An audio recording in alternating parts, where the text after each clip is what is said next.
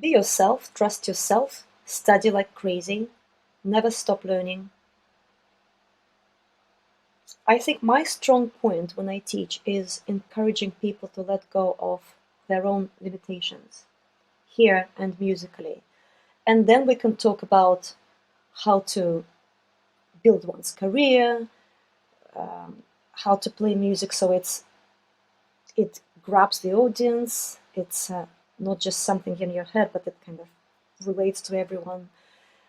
Then we do all these other things. But I find that a lot of people are restricted by their own mind. I'm just good at that. I'm just good at just giving people a kick and just going, open up, shine. I was honored to speak with the inspiring musician Polina Shepherd. In this episode, you'll hear her stories from growing up in Tartarstan, finding a bridge to her Jewish identity through klezmer music, founding Yiddish and Russian choirs in the UK, and so many other creative projects. During the episode, she sings songs from different traditions, including one of her compositions. And as such a warm and engaging speaker, I trust a wide audience will find inspiration and food for thought in her perspectives on education, mentorship, creativity, health, identity, connection, and collaboration. The link for both the podcast and video is linked with the full transcript in the description, along with Polina's website. Hi, Polina Shepherd. Thanks so much for joining me. Hi, Leah. Wonderful to be here. I actually discovered you through Josh Dolgan when I was researching him last year. I came upon a video you'd done together, and I was just amazed to discover your work. That's very pleasing. I love Josh. I love his work. I love what he does. I love his diversity and his modern thinking. And the fact that you got to me through him is very validating. Thank you. And I was just telling you before we started recording, last night I just happened to hear Psoy Korolenko live in my city, Ottawa, and the klezmer world is very small. It seems like a very international. It's interesting because it's a world that is very, very wide. It's basically wherever you go in the world, you'll see people who either know you in person, you know them in person, or they know somebody who is a close friend of theirs. It's a small, thin layer, but around the whole world. And I love it. Yeah, that's true. And one of the things that strikes me about you is during the lockdowns of the pandemic, you were one of the most successful people, I think, in the world at creating a wonderful sense of community. Do you want to start by talking about that project, the Sing With Me sessions? Mm-hmm. That was something really new to me. And since then, I've been doing things online, but that was a first. Basically, I teach choirs, and I usually work with people, with groups of people a lot. Several times a week. I teach big workshops, and I realized that I'd miss all that. And when I came to that realization, I was also sick with COVID myself. And I remember just lying in bed and just coming back to kind of conscious, being able to think, I need to do something because everything will be shut down for months, I realized. So I thought, well, what can I do? So I started, thinking about Skype, and then I saw people doing something on Zoom. It was the end of March, I think. Everything closed down here on the 13th or something of March, and I started my sessions on the 20th of March. It was quite quick. So I think part of my kind of success that so many people came to me was because I was one of the first people to do it. And I remember being like almost not able to sit upright, but still teaching that first session. And suddenly there were 60, 70 people in my session. And despite all the challenges, it was very, very basic Zoom, cheap, free Zoom for 30, 40 minutes. I didn't know what to press. I didn't know how to share screen. I didn't know what to do. But I was there. The people were there. I recognized some of the faces, some people from my choir, some people from America and Iceland and Brazil, which was amazing. There was still a sense of community, a sense of connection, and the sense of actually, energy changing through the session. There was a huge sense of giving and taking and exchanging, and that was amazing.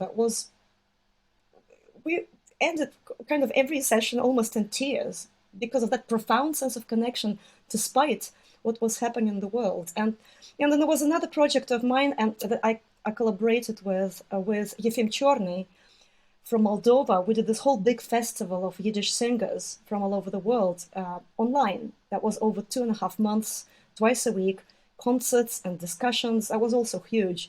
So I found myself really, really busy. And I think it was therapeutic for me, not just for these people who came and they said, yeah, that's therapeutic to be somewhere, to have an anchor, to learn new songs, to engage your brain, but also for me, because I felt I was doing something, something good, something good. We still carry on, not as often, but yeah, there's still a group, there's still people whom I wouldn't otherwise see. So yeah. And that resource is up on your YouTube. You have hundreds of videos people can. Oh yeah, all the sessions were then on YouTube. The sheet music is on my website. So now I ended up with like an archive of all these songs with sheet music, with some explanations, a paragraph or two. So it works for me in terms of gaining material as well. Mm-hmm. Yeah. And you grew up with a lot of singing in your childhood. Yeah. Do you want to speak to that experience, what it was like? I just thought everyone was like this, but it's apparently not. In Russia, people do sing more, even now. And certainly in my time, in mid-70s, late 70s, when I was growing up, this was one of the most common things to do when a family would gather. A group of friends would gather, we eat, adults would drink, and my aunt and my mother would sing in harmonies, and my grandfather would play piano, and my father and my uncle would join in with their singing, which would be not very much in tune, but they still would do it in a very enthusiastic way. And we just had this way of connecting through singing together. And my brother learned to play piano and guitar, and then he elder brother, he is 4 years older than me. And then eventually when I was 7, 8, I was able to play 3 notes here, 2 notes there. And I loved just joining as much as I could. Eventually, I became the family accompanist by the age of 11.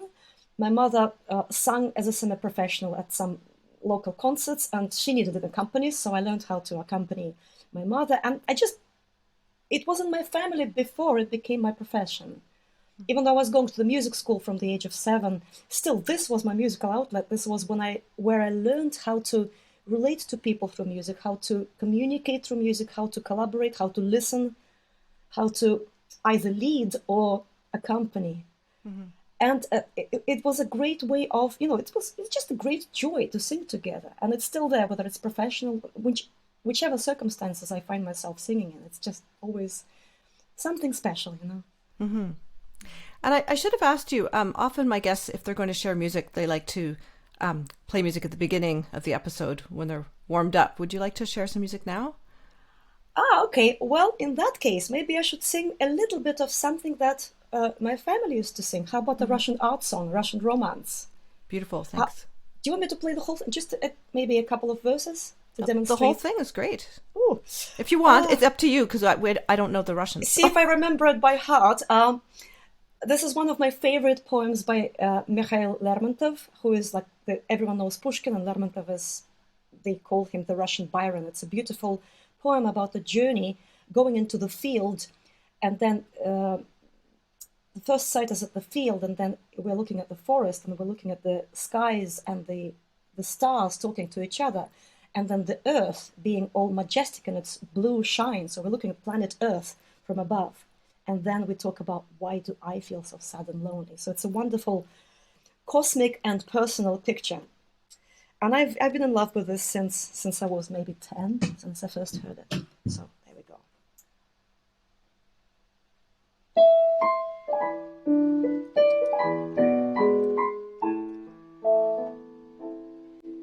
Выхожу один я на дорогу, сквозь туман гребнистый путь блестит. Ночь тиха, пустыня внемлет Богу, и звезда звездою говорит, и звезда звездою говорит. В небесах торжественно и чудно спит земля в сиянии голубом. Что же мне так больно и так трудно? Что ли чего, жалею ли о чем? Жду чего, жалею ли о чем? I'll stop here because it's all about lyrics. But isn't this a beautiful line? Da da da da da da da da da. Huge range, and that's what I grew up with. Russian art songs primarily, romances they're called. Yeah. So from the 19th century, I presume. Yeah. This was the music is by Shashina, who is not very famous. We only know a couple of art songs by her. But Lermontov's poem has been set to music. This particular one a couple of times, and other poems have been around in songs a lot. Yeah. 19th century, beginning of the 20th, end of the 1800s, mid 1800s, and even earlier, all the way back to Glinka, Rimsky-Korsakov, Tchaikovsky, and then later, coming into Rachmaninoff and all that. I know that you have a very big vocal range, unusually large. Did your mom help you develop that? Was it that training or? No, no. She wanted to make a classical kind of singer out of me because she was classically trained herself. So when I was studying in something like music college, it's a secondary school in Russia. I was a pianist and I studied history and theory of music primarily. Piano was my kind of secondary specialization. I went to vocal classes as we call these facultative, something that you can attend if you want to. And this teacher, although repeating my mother's thoughts, said, "Oh, you should be a coloratura soprano," because I had this high range. And she tried to teach me how to sing classically, and I just hated it. And I wish I stuck to it, but I couldn't understand when she was saying to me, "Sing it like this," as if there's a yawn, there's like high palate, this and that. I could not apply the words of how it should feel to how it felt inside my body. So I actually never developed that. And the way I sing high notes is not something I actually learned from anyone. I just felt it in my voice, and I have these whistle range things, and I have really low notes just somehow in my voice. And it's great that I don't have to follow a system, to be honest. Being in folk music primarily allows me to experiment with vocal production, the quality of the voice. Hi, just a quick break from the episode. I'm an independent podcaster who does all the many jobs required to produce the series, and there are a lot of costs I bear as well. Please consider either buying me a virtual coffee as a tip or becoming a monthly supporter starting at $3 Canadian, which is close to $2 US or €2, and getting access to unique perks. The link is in the description. Now back to the episode. So you grew up in Tomsk, your childhood. Is that how do you say it? Tomsk, but only 3 years. And then my family moved to Tartarstan, to central Russia, which is kind of above Turkey on the map. Tartarstan is a big republic, the size of France. It's huge. And the capital city is Kazan. 1,200,000 people. This is where I studied. So I spent from 3 till 30 in Tatarstan. Okay. So yeah. Now, I was curious about the Jewish community in Tomsk because it was dated back to the 1630s, which really amazed me. And I was curious, does your family go back that far or not? Do you know when they? You know what? There? My parents only studied in Siberia. That's where they met. That's where they had children. But then we moved to Tartarstan, so I don't really have a big connection with Siberia anymore. I have an aunt who lives in Omsk, which is next door, only 200 kilometers from Tomsk, which is nothing by Siberian standards. But we lived in Tartarstan, where the Jewish community was not as old. The main population of Jews went there during just before the Second World War. Between the wars, basically. So, there was a synagogue from the beginning of the 1900s, so there must have been an earlier wave of Jewish immigration there. My father was born in Kiev, and his parents were born in Odessa and around Kiev. So there's Ukrainian roots for my family, Ukrainian Jewish roots. But in terms of Siberian communities, I don't really know much, to be honest. Yeah, I was, I knew people had been sent there at different times during Stalin purges, but I was curious to read that very old history. Yeah. Anyway, so when you were in Kazan, from what I understand, there was like a supportive environment for minority art and music there. Did you feel like I'm curious what you're exposed just, to. Yeah, it wasn't just the place, it was the time as well, because it's perestroika, it's everything new, the Iron Curtain falling, so we had this kind of freedom to express, freedom to explore our roots, and it wasn't just the Jewish people, it was, as you said, many different groups had that, suddenly that door opened for them. So the Jewish community just began to explore, there was a hidden tiny little kind of underground religious little shtib, little house where people still all the way through the Soviet times practiced all the rituals, but there was a tiny, tiny little thing.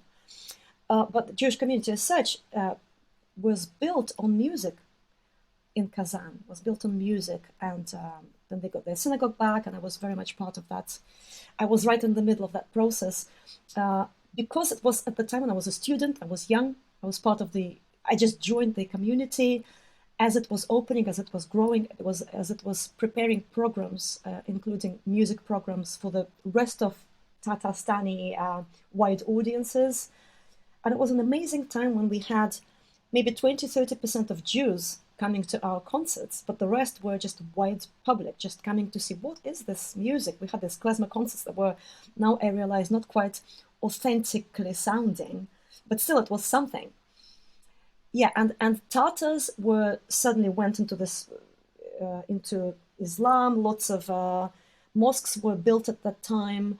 We had all the Volga region republics and ethnic groups rediscovering their culture at the same time, and there was a lot of exchange. There was a jazz festival that incorporated all these ethnic elements, also in Kazan. It was a big center, a big international center. It was great and inspiring to be inside this whole movement and be just growing up as a professional, listening to all these things. It was amazing.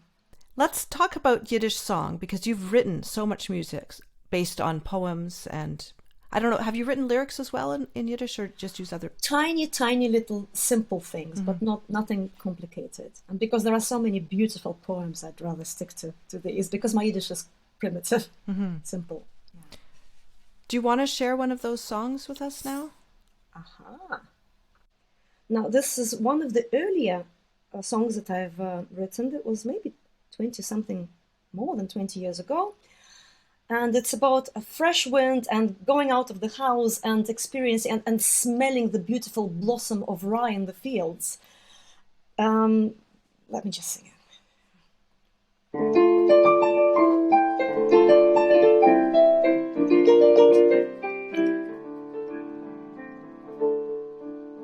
Es hat heimfund von der frischer Wind auf weiße Gassen sich verglitten und nicht gewusst, wo ein wo ist und still geblieben und nicht gewusst, wo ein wo ist und still geblieben.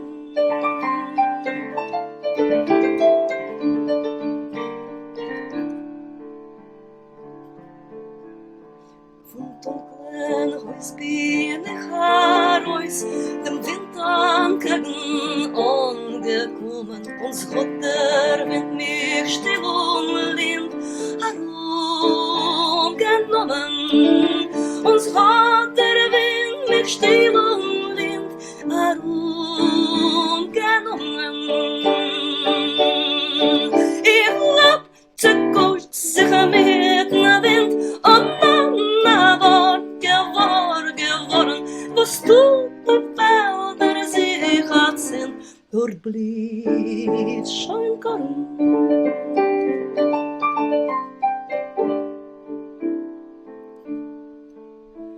Es wird mir klingen ein bis Nacht, der stille Schall von weiten Ohren, es blieb schon Korn. Es blieb schon Korn, es blieb schon Korn.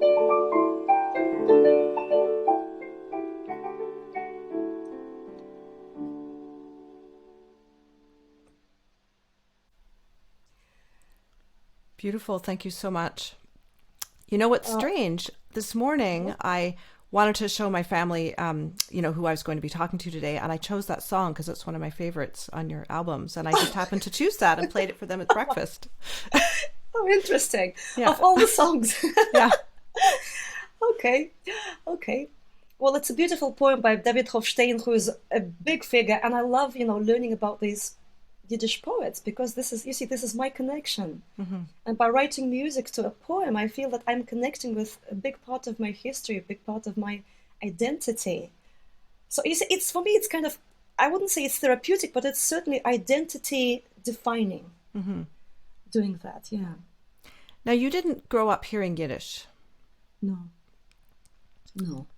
We all spoke Russian, and I first heard Yiddish properly when I was 16, 17, when I went to a klezmer concert in that Jewish community in Kazan. It was one of the first concerts, and I suddenly hear this weird music, and everyone plays in octaves and sings in octaves and unisons. Why aren't they harmonizing? Oh, because that's authentic. Weird, interesting though.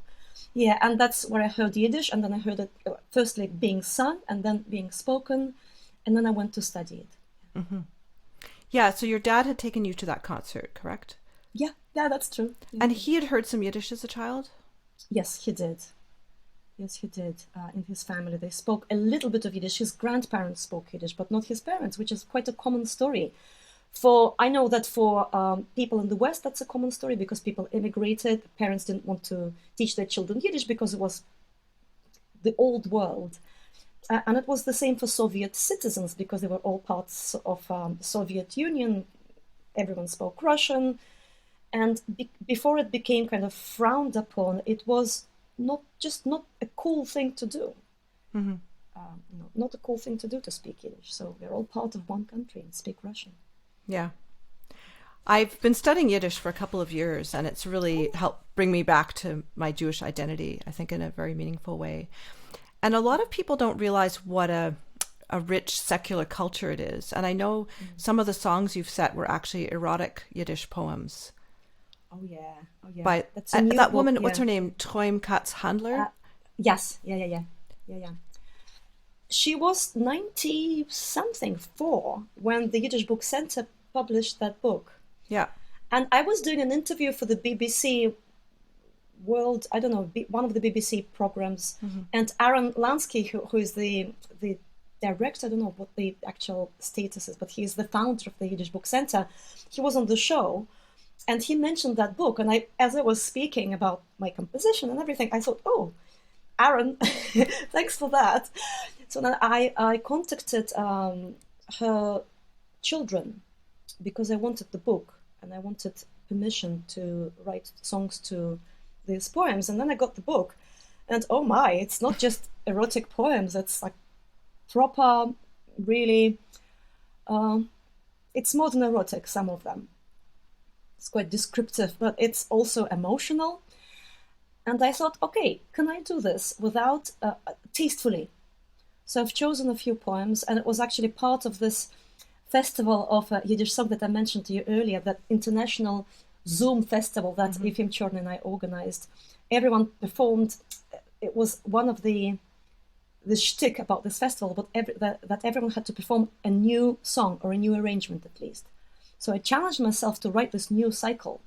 It was a 20-minute cycle that I presented at that festival, and that unfortunately has been one of very few opportunities for me to sing it. And it needs a big grand piano, and it needs a lot of adrenaline to actually perform that cycle, because it has all the ups and downs and huge range, kind of these squeaky things. Yeah, that was fun to write. There's no rhymes in the poems. Yeah, rhythmically it's all over the place. It was interesting. Yeah. And it's so interesting that a woman in her 90s is publishing this kind of volume. I think she wrote it earlier in her life, and it's 2 volumes. So this was the second one, I think. I think the first one had been published earlier. I'm not sure when, but it took all that time for a book like this to get published. But hey, we have it now, though. That's great. Yeah.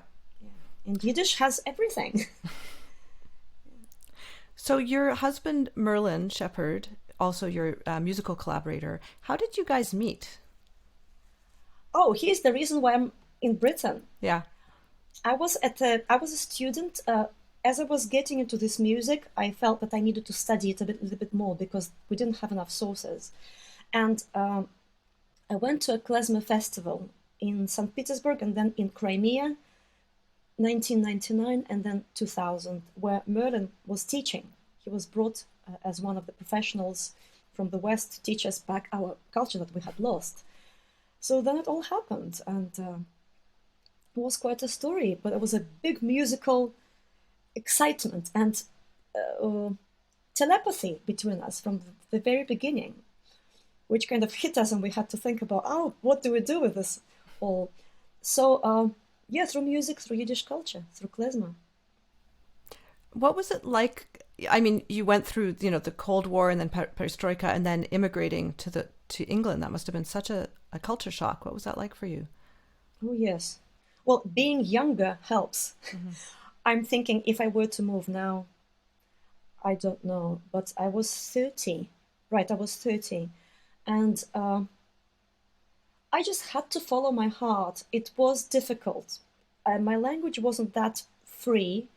I got lost in conversations, especially in pubs where there'd be like 2 or 3 conversations and loud music happening at the same time. Culturally, I didn't know many things, obviously, because I hadn't traveled outside Russia. I think I'd only been to America once, and maybe Czech Republic once and Germany once. That was it. So I didn't really know much certainly about British culture. So, strange experiences, like you turn up and people offer you a cup of tea, and it is a cup of tea. In Russia, if somebody offers you a cup of tea, it's tea and biscuits and sugar and lemon and maybe some, I don't know, something to go with, like chocolates and pancakes, and it's a whole meal. And also certain ways to express oneself. When somebody says, oh, concert was interesting, read between the lines and things like this. Yeah, I think I'm okay now. I can understand. I can read between the lines, and I also think that moving from one culture to another, one gets perspective that's not just this and that. It's above the 2 cultures. So being able to go outside one box, I think, makes me able to look at these boxes from above and then see what they're about and see similarities from what people's intentions are, what a song's intention is, through kind of the filter of its musical language, through the filter of its language, verbal expression. So what's behind that? I think that's what I like to focus on, especially dealing with different cultures, different musical cultures too. Mm-hmm. And some of the songs you've written, you've combined languages as well. Yeah. Especially with Psoy, with Psoy Korolenko, when we create these programs, he's very much into linguistics and linguistic twists, and he would mix languages and root of the word and prefix and suffix and all that, and all those word plays. So when we perform together, by the way, we are hoping to perform again in 2023 in America, maybe in Britain too, in London. He kind of encouraged me to do that, and I think, oh yeah, okay, you don't have to be purist about these things. You can actually play with these things. It's postmodern somehow, but I think it's good. Your audience limits, of course, mm-hmm. but then maybe sometimes it's not that important to know what the words mean, mm-hmm. because you read between the lines. You'd mentioned your first trip to the US, and I saw on YouTube there was a old video of when your quartet Ashkenazim went to New York, and you were, I think, at the YIVO, and someone said, oh, I can introduce you to Lorin Sklamberg, who you now are friends with and collaborate with. Yeah. That was 2002, I think. Our trip was planned to be flying on 9/11. Wow. And yes, and one of our quartet singers didn't get a visa. Out of the 4 of us, one didn't get a visa. So we postponed our trip to 2022, to April next year. And that was interesting. And then we turned up, there was America in that state. That was interesting. But in terms of these Yiddish experiences and getting to know people, getting to meet people who were heroes for us, it was also very inspiring, very encouraging. we also gave a concert at at the Workers' Circle, where our great teachers, our heroes, Adrienne Cooper and Zalmen Mlotek, who had taught us these songs back in Russia at these klezmer festivals, they put this concert on for us. And everyone was in the audience, everyone we could think of. All the, Itze Gottesman was there, giving us the book of his mother, who is a composer, and Jeff Warshauer was there, the beautiful musician, and Michael Alpert was there, the star of Yiddish, authentic Yiddish music, and everyone was there. And meeting these people was, I think it gave us certainly it gave me a great start, a great kind of boost of self-esteem, should I say, as a musician, that doing this was worth something. And I think it was also when I realized that this music is wider than just these little festivals where we study our culture. It's more. It has a meaning. It has this. It's historic. It has a historic meaning. But yes, Lorin Sklamberg. When Nikolai Borodulin said to us, "Do you want to meet Lorin Sklamberg?" It's like, "Do you want to meet Tchaikovsky?" Or and Lorin was one of the reasons why I sing Yiddish songs, because I had these klezmatics recordings, and I just loved his voice, and it was a visceral response. I felt like turned inside out when I heard him singing, and then suddenly he's there. Yeah, so imagine my joy now being able to sing with him. This would be a good moment to talk about 1,000 Voices project with him. Yeah. Oh, not 1,000, quite. No, 100. Sorry. I wish. Yeah, 150 voices. Yeah. We managed to get it done just before the pandemic. Oh, yes. So 150 Voices is a choral project where I brought my 4 choirs. Then I had 4 choirs in Britain, 2 Yiddish choirs and 2 Russian choirs, 2 in London, 2 in Britain. So I brought these 4 choirs together. Lorin Sklamberg came here, and we recorded with them. We had 2 hours to rehearse something, and we had 1 day to record it. And then I flew to America, and we recorded it with a wonderful community choir, a Besser Welt Yiddish chorus in Boston, Yiddish choir, with whom I'd had and Lorin as well, we had this great relationship. And we also spent 2 hours rehearsing, and then we went into the studio, and we recorded a few songs.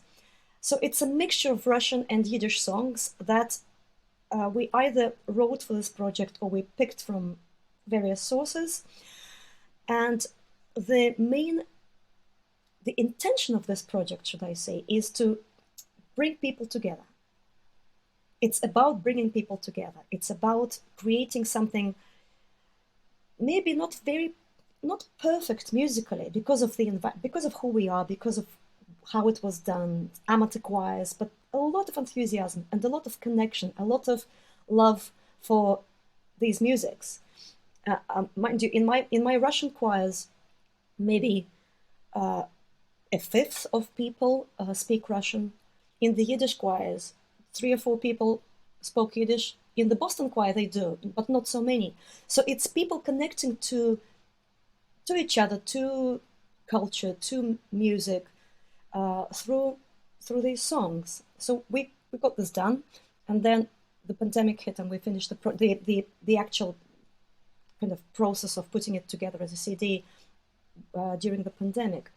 And the plan was to go to various groups and choirs and teach that repertoire and have concerts. So me and Lorin would go and do it, and would sing our duo material, and then sing this stuff with the choirs. But then the pandemic kind of interrupted it all. But I'm so glad we did it. I'm so glad it's there. There's recorded material. Yeah, it's beautiful. So, and the I saw your episode of the Crown, where with one of your Russian choirs.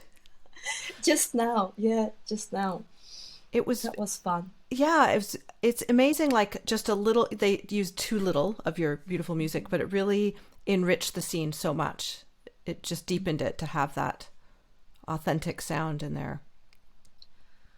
I'm pleased that we did this, and we only sang 2 minutes, so they used 1.5 minutes in The Crown, which is excellent. Mm-hmm.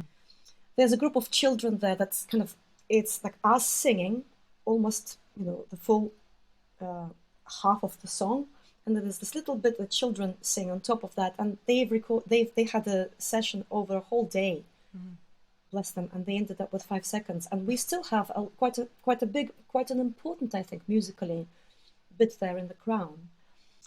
Even though people can't really see us, but it doesn't matter because our singing is more important. And I had to take the solo. It's written for a bass and the choir. Yeah, it's for a bass voice, but I didn't have a bass. It happened so spontaneously. In February, they contacted me. I was in Russia visiting my family. And in March, we were already filming. So we had to learn the score, and they sent me just the name of the song and some YouTube link to someone who wasn't singing like the complete piece. So I had to research what it was, to find the score, to adjust it for our choir, to teach my choirs. And remember, they're not all music readers, they're amateur choirs. So we had to work on that. So it's quite pleasing to be in the crown. But what I also find quite kind of funny is that I got so much attention by even just putting that little thing on Facebook, like, we are in the crown. And compared to all my work with Yiddish music, with Russian music, this has been like the biggest draw, Fine, if it works, it works. Yeah. Had you watched The Crown before that? No, and I haven't watched it since. I haven't seen the whole episode. I just watched that bit. Yeah. I hope it's good. Yeah, it's interesting. I wanted to talk about teaching choral improvisation and some of the projects you've done with youth. I was really amazed to see that. Is it called Caravan? Caravan, Yeah. It's the Caravan Orchestra and Choir. Yeah. It's the project it's 3 organizations who put it together. Yiddish Summer Weimar, the High Music High School in Weimar, and University of Haifa. And they bring together young people from the age of 18 to 25 from Germany, Israel, Palestine. So it's 3 different, and whoever else wants to participate. And we study different musics there with them, and we mix them together. And there are usually several teachers working with them from different musical backgrounds and different cultures. I've only been involved in it twice, but it's been running for maybe 6 years. And the original music director, Ilya Schneeweis, is now in America, but he wanted to move on, and I just got there, and I'm so happy because working with young people, young professionals, or people who are aiming to be professionals, is a different kind of energy to working with amateur adults in choirs. It's a completely different thinking process, different way to relate to a group of people. Lots of, they criticize you. You don't like that. They don't want that. And it's not, can we write it down? No, we can't. They're bold and they bring creative ideas into the process. It's excellent. And it's hopefully happening next year. So it's a great project. And it's not just exchange in terms of culture. It's exchange in terms, we do everything there. We talk about life. We talk about building one's career. We talk about music affecting us and how can one live through life just doing that. And it's a tough business and all that. Plus, there are always these conversations about political things, obviously. Israel, Palestine, Germany, Jews in Germany. It's so much more than just making music together. And I love that approach generally. We have music. It does something to us. It brings us together on a deep level. But then we have all that other stuff that we can discuss, we can embrace, but on that solid platform of making music together. A couple of the videos I'd seen of that showed you sort of leading an improvisation with both the instrumentalists and the singers. Can you talk about that a little bit? Yes. They rebelled at first, but then we got used to it. Basically, there is a piece. We all know the tune.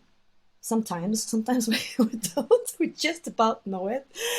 And there are functions that I would throw at people. I would say there are certain signals that we have A section of the tune, B section of the tune, 3 section of the tune, C section. Sometimes I do this. Go around that section again. take a chunk and sing round and round as I'm singing, indicating, for example, this, that, and that to one side of the group. Then I would say this to the other side of the group. Do it again and again and again, the B section. And then I would say stop, and I would say improvise. That's my special gesture for improvise.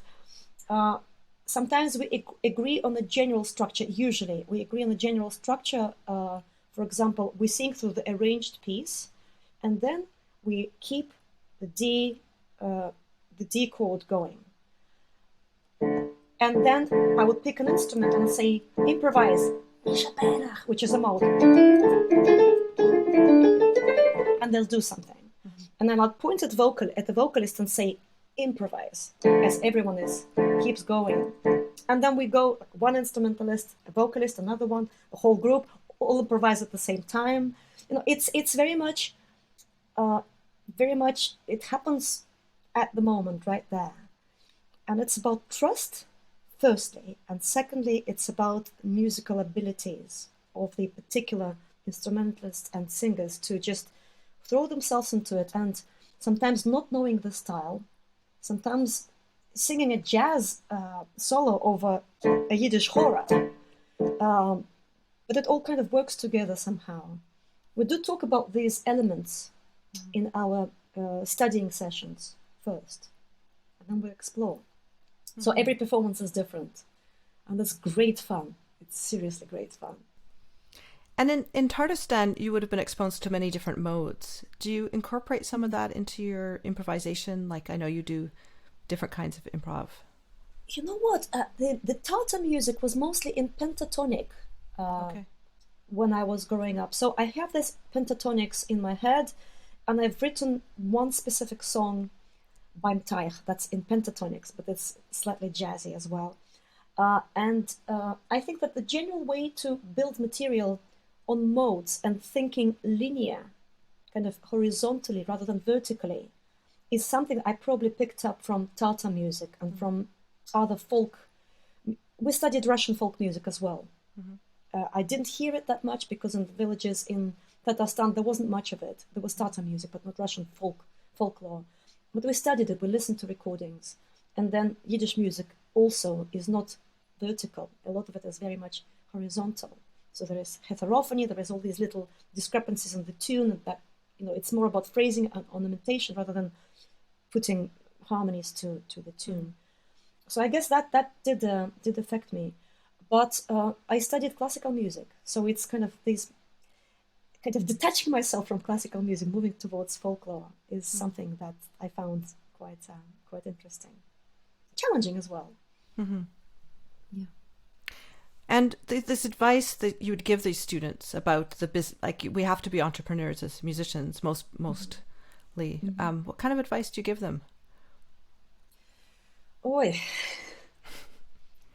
Be yourself, trust yourself, study like crazy, never stop learning. I think my strong point when I teach is encouraging people to let go of their own limitations, here and musically. And then we can talk about how to build one's career, how to play music so it grabs the audience. It's not just something in your head, but it kind of relates to everyone. Then we do all these other things. But I find that a lot of people are restricted by their own mind. I'm just good at that. I'm just good at just giving people a kick and just going, open up, shine. Yeah, and then we discuss all the other things. Use social media, don't use social media, how to record, how to create a new project. Should you not? And it's tough business. Right? It's it's not easy, especially if you just only want to make music. Yeah. How about collaboration? I was hearing you talk in another interview, and some of the things you were saying I found very interesting, because I was thinking, you were saying in terms of seeing other people's point of view, or when you're collaborating with people, you may not agree with their aesthetic or their way of doing things, but you kind of have to go along or be more like water. And I was thinking, when I was younger, I think I was much less of a good collaborator. I would just be too stuck in the way I wanted to play things, in chamber music. But now I'm more, open. How about yourself? Do you think that's changed over the years? Oh, very much so. Yeah, very much so. Certainly, coming from classical music and Russian art songs, I was quite stuck in that. And I also played, Mozart, Schumann concertos. So that was in my fingers, in my head. And I think that I like challenge, which is why I grabbed that other way of thinking. I grabbed that linear thinking as, that would be interesting. That would be good. So when I started playing with a band, first of all, I had my own little youth band, and then I joined a klezmer band, a professional klezmer band. So I had to kind of adjust to all these different people with different levels of musical skill, different aesthetic values, different understanding of what music is for. Do you want to be a star, or do you want to actually say something? All these things. I found that if I want to just say something, say what I want to say, firstly, fewer people will listen. Secondly, it'll be a weak message because I'm not learning, I'm not listening, I'm not really embracing as much as I could. It's like the multiple of the what's the saying? The sum of the sum of the total's greater than its parts. Yeah, it's like three people. It's times one, times two, times three. It multiplies the message, even though it may be not exactly the message you want to say, but it multiplies the message, and it does have my message in that powerful general message that the band would be giving. So I kind of learned, and also I was a young person. I was 17 when I first joined that professional band, and we started touring. I learned to keep my kind of head down and voice down, because I was with professional players. And only then I thought, well, maybe I can raise my voice a little bit more. But that's a great skill. Also, I think that learning to appreciate, learning to see goodness in other aesthetic, in other people's tastes, challenges my worldview, expands it. So if somebody can see goodness in schmaltzy chords to an authentic folk Yiddish tune, it's a weird combination. Why would you? But then so many people love it. Maybe I should learn to appreciate something understandable, something that relates to people through that kind of music. I don't know. I like learning. I like learning. It doesn't mean that I will play jazzy chords to an authentic tune, but hey, why not? Sometimes, maybe I'll use one or two as well. Yeah. I'm curious about memorizing, because you came from this classical background. Like you seem to be able to memorize chords, play by ear, memorize lyrics very easily. How does that work for you? Lyrics is not so easy. I'm actually a little bit afraid of singing in Yiddish because it's not my native language, and because I'm afraid to sing the wrong words. And I like to have, a backup. I like to have something to look at. But I prefer to play by ear. I actually much prefer to play by ear. If I know a song, I can play it in pretty much any key, any tempo, anything. If I have sheet music in front of me, I can only play it in that key. And if it's complex, I won't be able to read it like all the way through perfectly. So I'm an audio person. I learned to play tunes before I learned to read music, which is why I probably didn't. I never learned how to follow a page that well. I'm terrible at following what's written. And when I teach Rachmaninoff to my choirs, there is a missed piano here. I missed that, and I have to bring myself back to being accurate with classical scores. But it's much easier for me to just play how I feel, to invent tunes as I go along, right here, right now. Yeah, I like that. Spontaneity. Yeah. I was wondering about keeping your voice healthy. You've toured a lot in the past, and hopefully now more that things have been lifting. So do you have any advice for singers or things that you watch out for? the main advice is to keep yourself in good mood, healthy mentally and emotionally and physically, and sleep enough, eat well. I go running, and maybe sometimes it feels tough. Like today I went running and it was raining. I got soaking wet, completely soaking wet. But today it's difficult, but overall my energy level since I started running has gone higher. And now that I have a big tour coming in America and Europe with Apollo's Fire. I don't know if you know them. They're a Cleveland-based Baroque orchestra. And that will be over a month and a half. And then I have a theater project in the middle in New York. I have to learn things. It's a long stretch of work and having to sing sometimes 5-6 hours a day. I must do something for keeping my energy up. I can't just function normally. There needs to be an extra something. So I think that doing something on a regular basis, like running, like, I don't know, Wim Hof, there are all these, physical things we can do, is excellent, it's great. I used to have sore throat all the time as a young person. I used to lose my voice all the time. I could not sing for 20 minutes without then having a sore throat. So I had to think about it. And also alcohol, especially when touring, it's tempting to, chill out after a concert and just have a glass of this or that. Sometimes to give yourself a boost before a concert if you feel low energy. But I've realized it's like with running, it's good for that particular day, feels good for that particular day. But in the long run, it's not good. In the long run, it takes your energy down. Mm-hmm. So I've stopped drinking now altogether. And there was something else I thought about. There are all these technical things like not drinking sour, lemon or anything like this, not drinking milk before a performance, obviously not smoking, all these other tiny little things. But taking care of yourself. Mm-hmm. Yeah. Have you done any of those Wim Hof breathing exercises or cold exposure? Or? No, I've heard about it and I've read about it. A friend of mine does it. But it seems too intense for me. I just can't bring myself to doing it. I used to take cold showers as a young person. I think I've overdone it. So I am very bad with temperatures.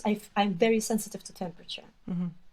I can tell if the water running in the tap and I'm 2 meters away from it, I can tell if it's hot or cold. So not Wim Hof, but they say it's really good. Running is what I do. Running is quite, and it's I think I'm quite proud of myself. It's 10 kilometers, it's not just nothing. It's good. And thanks to Lorin Sklamberg, who was, a runner, and he encouraged me to do that. And we even run together when we're on tour. Let's go for a run before a concert. Yeah, let's do that. Fantastic. Yeah. You've done it's funny, so many of the musicians I've talked to recently have accompanied silent films, and that's one of the projects you've done with Merlin, right? Yes, true. Yeah. That's also quite different to everything else I do. It's a special way of thinking. It's a way of connecting to something visual, right? It's relating to a film through music. And it's amazing because we kind of mostly improvise through the whole thing. So in 2005, when Merlin and I were at Klesfest Kiev in Ukraine, the director of Klesfest, Yana Yanova, and her husband, I think they had a friend, Oleg Morozov, who worked at the National Cinema Studio, and they were just throwing these films away, And he said to these directors of Klesfest, "Hey, do you have any use for these? These are Jewish films. There's Jewish content in them, content." And they said, "Yeah, great. Wonderful, we'll have them." So they shared. We were chatting, and they said, "Oh, we have these films, and they are on these old, what are they called, acetates? Mm-hmm. Yeah? Do you want to use them somehow? Do you want to show them in Britain? Do you want?" And Merlin said, "Why don't we play music to these films?" And interesting. Let's try. Yeah, so we did it. We had a tour in Britain in 2005. We showed our films in Kiev, maybe 2006. Actually, Marilyn Lerner was there in the audience, and Adrienne Cooper were there watching these films. They are from Ukraine and generally Soviet Union from 1910, Russia, Ukraine, to 1926, Soviet Union. Personal stories, community stories, building of collective farms in Crimea, a documentary, a Polish, anti-Polish Jewish propaganda film, lots of propaganda, obviously, in these years. Very interesting. Some of them are known films, some of them are less known. Some of them are not full, not complete. So we have something like, I think, 17 films, but we've played only 6 films so far. So what we do, we translate them into English, if there are subtitles. And we see, certainly we want to relate to the year when the film was done. So if it's 1913 and there is a traditional Jewish wedding, we play music from a traditional Jewish wedding that would have been played at that time in that place. And then there is a Soviet tune, and there's these little pioneers, youth marching in the fields in the Soviet collective farm. We play something that relates to that. And there is some original material, and we have this general thread of what suits which scene. We have that general kind of scheme, but then we improvise. And because Merlin also loves improvisation, we can just throw things at each other. And sometimes we, after a film, we'll say, oh, why did you play it in that key? Oh, why did you? Oh, but that worked and that didn't work. And let's play it like this next time. Every time is different. But it's amazing how when we play these films, every time a film turns a slightly different face to us, and we decide to play in a slightly different way, and it colorizes the film musically. Every time, it's great fun. And they're amazing films. It's amazing cinema. The last project we did was during the pandemic, 5 Brides. There is no last reel, so we assume that the Red Army guys saved these poor little ladies from a Jewish shtetl. But we don't know. We just see them with their red banners, and their horses, but we don't know. And then it says the end. So we play positive music, thinking there is a positive ending. But we would love to one day have kind of a theater performance, like a mixed media project where we would have several people performing the final scene as we are continuing to play.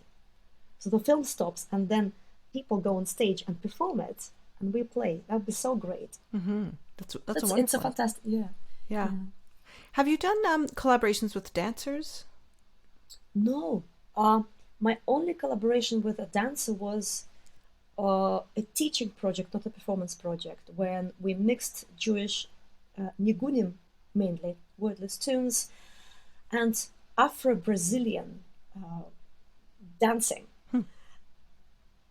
I have a fantastic friend who is originally Spanish. She lives here, and she studied Afro-Brazilian dancing. She's a dancer, and we put these things together for people who have no access otherwise to any kinds of culture apart from their own mainstream, television and radio culture.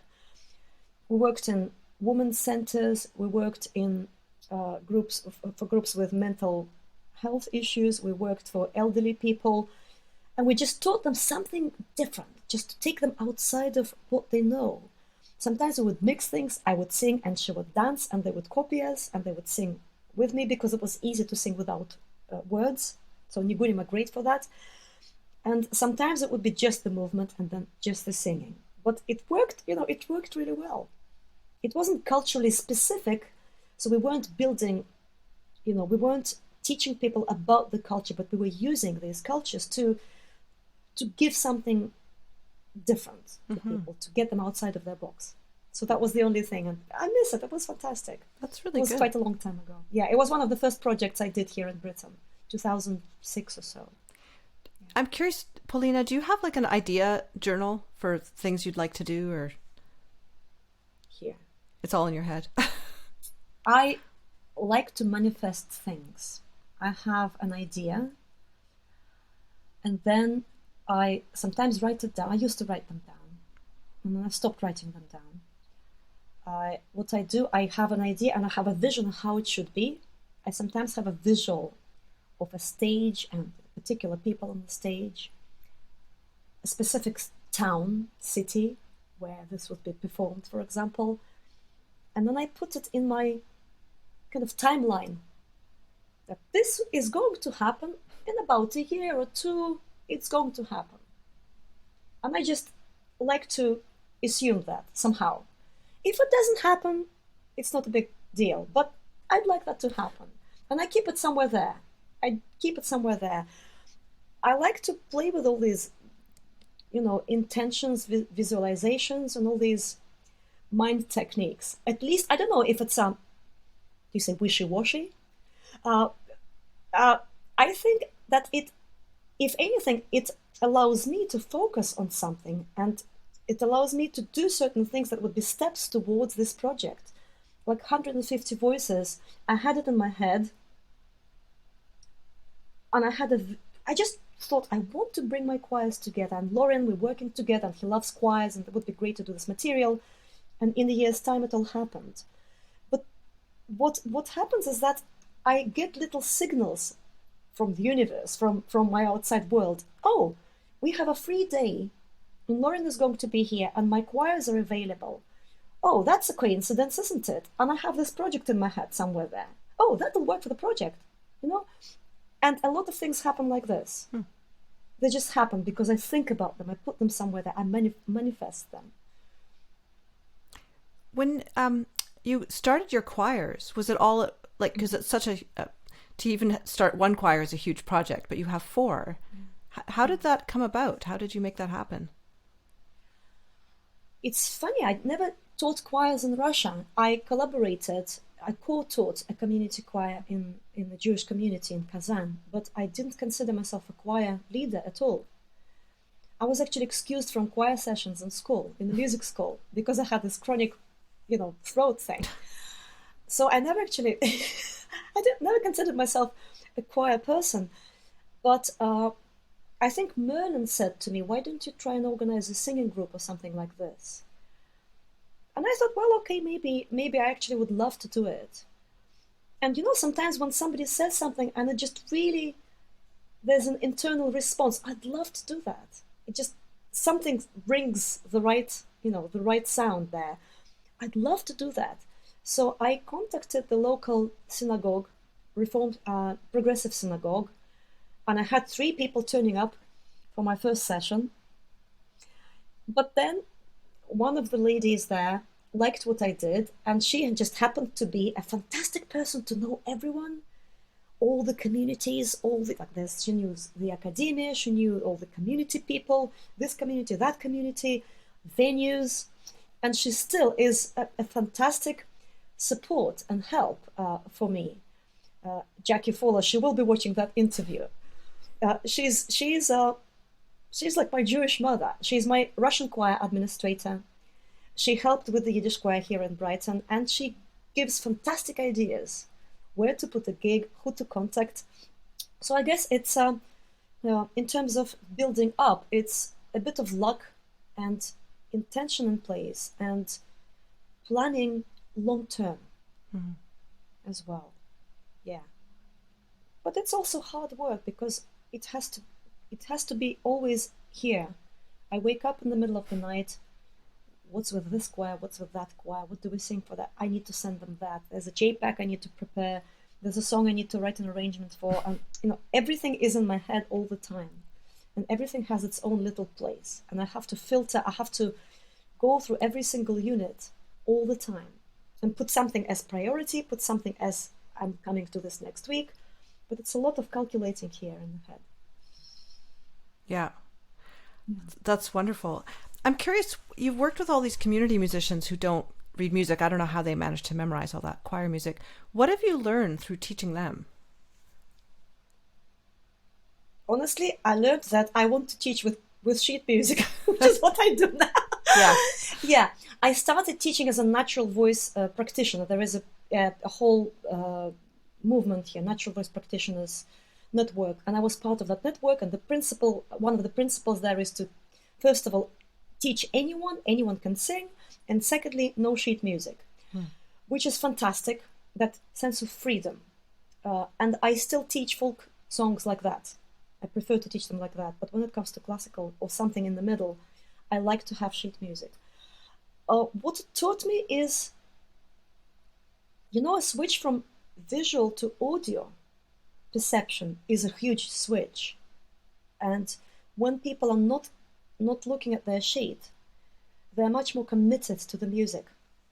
They're much more in the moment. They are listening to themselves and to everyone else in the group much, much, much more. It really gives such freedom. I love that. On the other hand, if I want to teach something more complex and to speed it up, I do use sheet music. And then I prefer it when people know their material by heart. It's much nicer. It's much nicer, but it's not always doable. Plus, we've started singing complex arrangements, dissonant arrangements, 20th century kind of Russian classics. Sometimes with Yiddish choirs. With Yiddish choirs, we sang Der Katerinchik in Yiddish, in 4 parts, Schubert. 6 pages, you can't imagine that people would learn that 6-page material by heart. So for these, it's nicer to use sheet music, of course, but it's a completely different way of relating to music and performing it, and presenting it. Yeah. I think I like to, a mixture of everything, all the questions you're asking me about styles, about young people, professionals, amateurs, everything, cultures, this culture, that. I like to mix things. I like to mix, and I like to maybe to be resourceful, to use this from that, and use the best of all the worlds. You had mentioned some of your early mentors, like Adrienne Cooper. What kind of lessons do you remember learning from that time? With Adrienne, the main lesson, first of all, she just showed me how Yiddish songs should be. She showed it by making it very deeply personal. So she would never just sing a song. She would always sing a song as if it was her own, as if she was really opening her heart wide and presenting her heart like this to you. And it felt like it was directly personal to each one listening to her.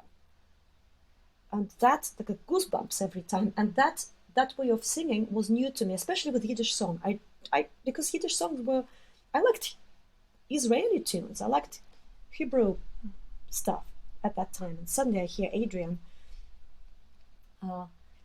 So I learned that Yiddish song can be still relevant, can be personal, and can be modern sounding, can be kind of right here, today, expressing me right now. So that's one thing. She taught lots of vocal things, she taught lots of, just like professional skills to us. But that, I think, is the biggest thing that I learned from Adrienne. This personal, complete commitment to a song, full commitment, homework, to get into the song, to give it your own voice. Should never perform a song like others. It would always be something like different. It would become a different song when she'd sing it. So that was really, really important. And I think I like songs to be personal, to be emotional. Zalmen Mlotek, who is the Volksbühne music director, I'm going to see him hopefully in March because we're doing something for Volksbühne. He was just a brilliant teacher in terms of how to accompany, how not to play over the vocalist, how to support them, even little things like if you play a melody high in the higher register, it will acoustically be, you don't need to play it loud, but it will be there for people to pick up the tune if you need to give them the tune. You're helping by playing in a high range, not in the same range as people are singing. So these tiny little motifs, these tiny little things were really, really useful. And he's a brilliant accompanist. And I also was learning how to accompany as well as sing myself. I think some of my first class fests, I was accompanist to vocalists who would come in front of the class and sing any song, whatever they wanted to sing, and I would hear the song for the first time, not knowing it, and I'd have to figure out how to accompany it. And that was Zalman's ideas and his teaching that helped me to do it. So these were the direct teachers right there. And of course, Lorin Sklamberg, I think I mentioned Frank London, I mentioned Merlin as my teachers, and each of them gave me some other angle of this general professional attitude, just being and being a musician. Mm-hmm. Merlin's clarinet playing, and I guess he plays sax. Does he play other wind instruments? Yeah, he plays guitar really well. Electric guitar, his other side. Yeah, but saxophones and flute. Has it taught you collaborating so much with a wind player? Like he's very free with his music. Has that helped you? Oh yeah, very much so. Because of this, I sometimes sing as if it's an instrument. I treat my voice as an instrument, and I think that I've learned some things from Merlin. Like he would, there are two ways to play a note on the clarinet, and he uses it as an ornament. And not just him, but clarinetists use it. He plays with that sound a lot, and maybe because of that, I learned to sing a note with kind of changing the color of the note, still holding a note, kind of going in and out of this, and he does that too. So all these little ornaments, I think I picked up a lot of it from Merlin, and just sometimes screaming with your instrument rather than playing it nicely. So he has this few saxophone solos on some of the early CDs that we recorded together, and it's really screaming. I dare screaming sometimes. Mm-hmm.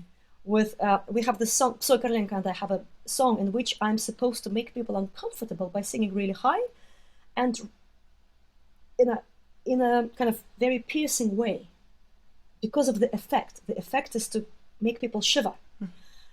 And I think that without listening to Merlin, just going for that sound, daring, I wouldn't dare myself to do this. But I like that. I like that exchange.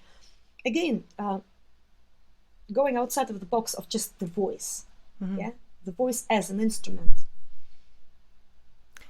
I'm curious, what are you doing with Apollo's Fire? What kind of repertoire? Yiddish. Okay. Yiddish. So they have a program called Exile with 4 different vocalists, and each of them will be, it's a mixture of different cultures, and each of them will be bringing their own culture into the project, and they're arranging it, and we will sing a few songs together. It's not yet decided which songs, but they'll be from different, a mixture of cultures. And I'm bringing Yiddish songs to the project. And I'm really, really looking forward to it because it's a fantastic orchestra. They're beautiful. And singing Yiddish songs with an orchestra, a Baroque orchestra, it'll be interesting. It's kind of contrasting in a way. This folk way of thinking, and then more formal, more arranged classical sound.